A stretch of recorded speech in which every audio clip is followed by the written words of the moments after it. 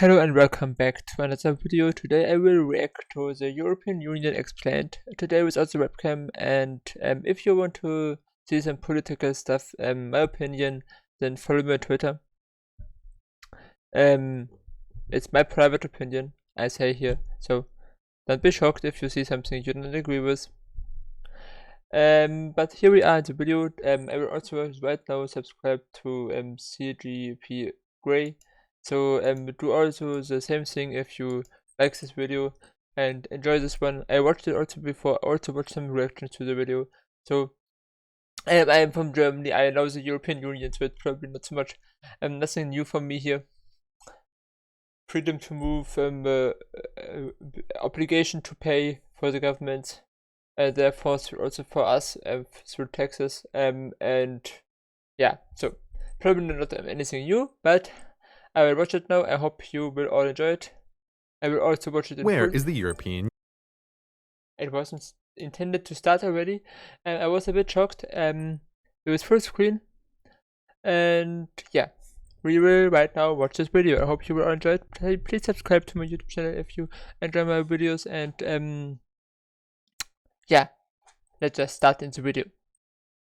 Where is the European Union? Obviously here somewhere, but yeah, much like the European continent itself, which has an unclear boundary, the European I think the boundary, I mean, I know it's not an official boundary, and it's also difficult for as this continuous landmass of Eurasia, but the Ural Mountains and the Caucasus Mountains, I think, are the more or less boundaries, but it's not anything official or anything. Yeah, so I mean, there is official. There is an official milestone somewhere in the Ural Mountains, but yeah, it is unclear, and different people have different opinions about this. Anyway, Union also has some fuzzy edges to it. To start, the official members of the European Union are, in decreasing order. and by the way, the background music is from Beethoven. It is a European anthem, and yeah, that's by the way. Of population: Germany, France, the United Kingdom, Italy, Spain, Poland, Romania. Brexit. The video was before Brexit, of course, but still, I mean, in my heart, the Great Britain is still kindly a part of the European Union. They left it. Brexit is over, but I would welcome them at any point of time back, with warm heart. When they then also accept some changes. The European Union should change in some ways. The Kingdom of the Netherlands, Greece, Belgium, Portugal, the Czech Republic, Hungary, Sweden, Austria, Bulgaria, Denmark, Slovakia, Finland, Ireland, Croatia, Lithuania, Latvia, Slovenia, Estonia, Cyprus, Luxembourg, and Malta. The edges of the EU will probably continue to expand further out as there are other countries in Also Ukraine is, and Moldova and other, like Georgia is also trying to apply for membership. Yeah, I wish, by the way, I wished that also Russia could be part of the European Union. At some point, I think they even wanted this. It was long ago, but at some point they wanted this. And I would agree to this. I would like this. in various stages of trying to become a member. How the And by the way, sorry to pause too much, but we could also call it Eurasian Union, and whoop, we would have so much more room to, I mean, for countries to join. And at some point it would, we could imagine, you know, a Eurasian Union, African Union, a North and South American Union, an Australian and Oceanian Union.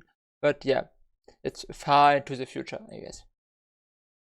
EU works is hideously complicated and a story for another time, but for this video you need know only 3 things. First, countries pay membership dues, and second, vote on the laws they all must follow, and third, citizens of member That's particularly interesting. The thing that the European Union law is above national law. Some countries have difficulties with this, or at some part, like Poland. Some of the laws they made in the last years is the European Union complained, and then they argue, and then even for Hungary, they shorted the money they get to reached some changes in these countries.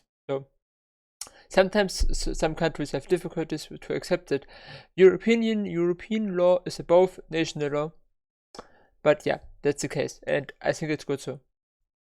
Countries are automatically European Union citizens as well. This last means that if you're a citizen of any of these countries, you are free to live and work and retire in any of the others, which is nice, especially if you think your country is too big or too small or too hot or too cold. The European Union gives you options. By the way, did you notice how all three of these statements have asterisks attached to this unhelpful footnote?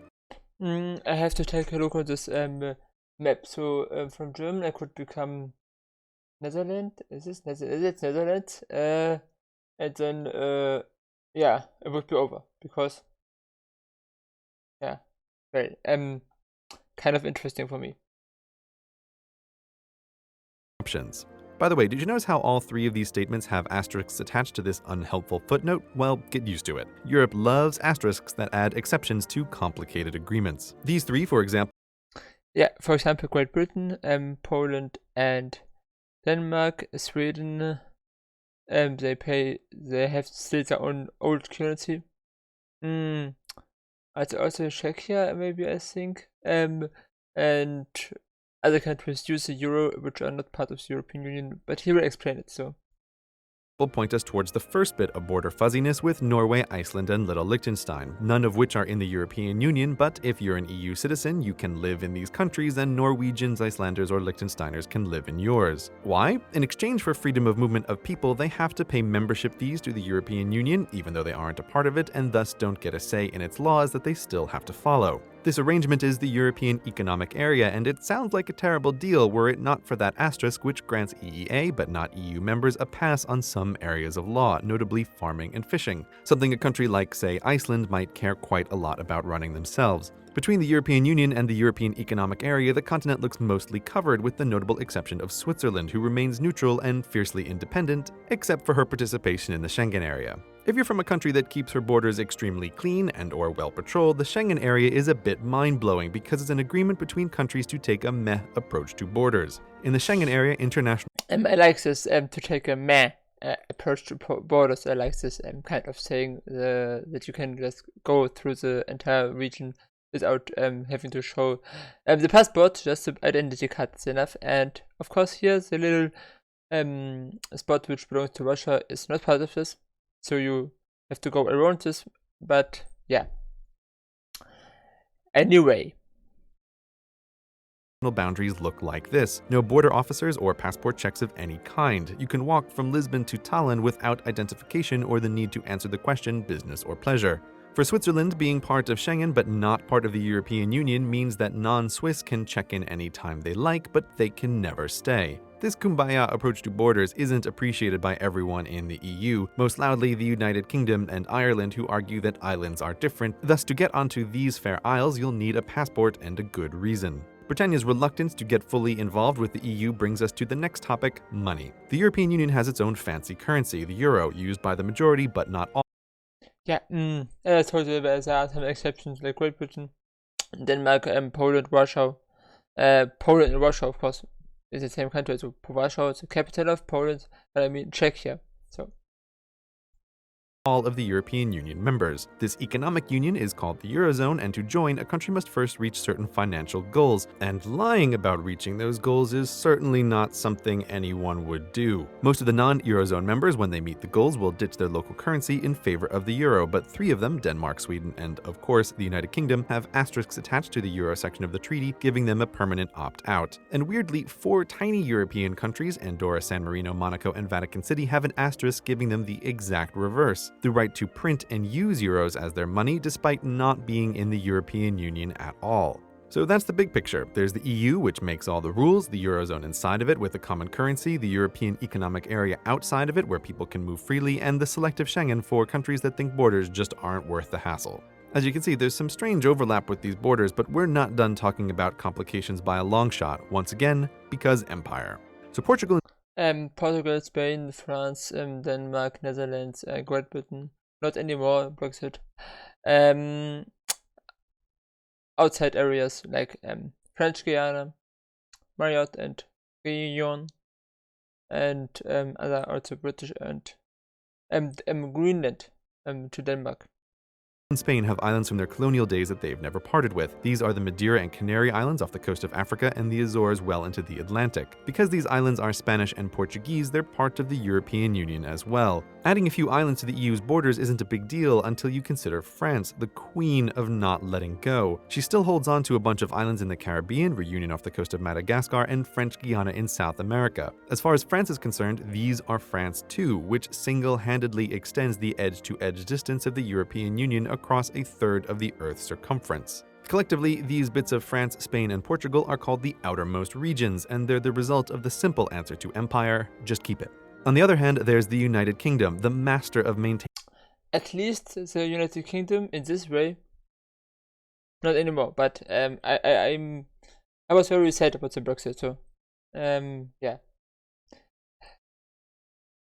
Maintaining complicated relationships with her quasi-former lands, and she's by no means alone in this on such an empire-happy continent. The Netherlands and Denmark and France, again, all have what the European Union calls overseas territories. They're not part of the European Union, instead they're a bottomless well of asterisks due to their complicated relationships with both the European Union and their associated countries, which makes it hard to say anything meaningful about them as a group, but in general, European Union law doesn't apply to these places, though in general, the people who live there are European Union citizens because in general, they have the citizenship of their associated country, so in general, they can live anywhere in the EU they want, but in general, other European Union citizens can't freely move to these territories, which makes these places a weird, semi-permeable membrane of the European Union proper, and the final part we're going to talk about in detail, even though there are still many more one-off asterisks you might stumble upon, such as the Isle of Man, or those Spanish cities in North Africa, or Gibraltar, who pretends to be part of southwest England sometimes, or that region in Greece where it's totally legal to ban women, or Saba and friends who are part of the Netherlands and so should be part of the EU but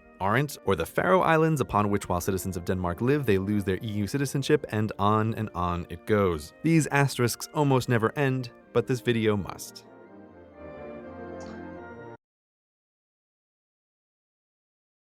No, not Holland versus Netherlands. I accidentally clicked on this video. Maybe I will react to another video from CGP Grey if you want, so just write it into comments. But the European Union is indeed a very complicated arrangement of countries. And I think it should be overworked at some point. I think there should be a European central state at some point. I mean, many of the countries wouldn't want this, but I think it would be great.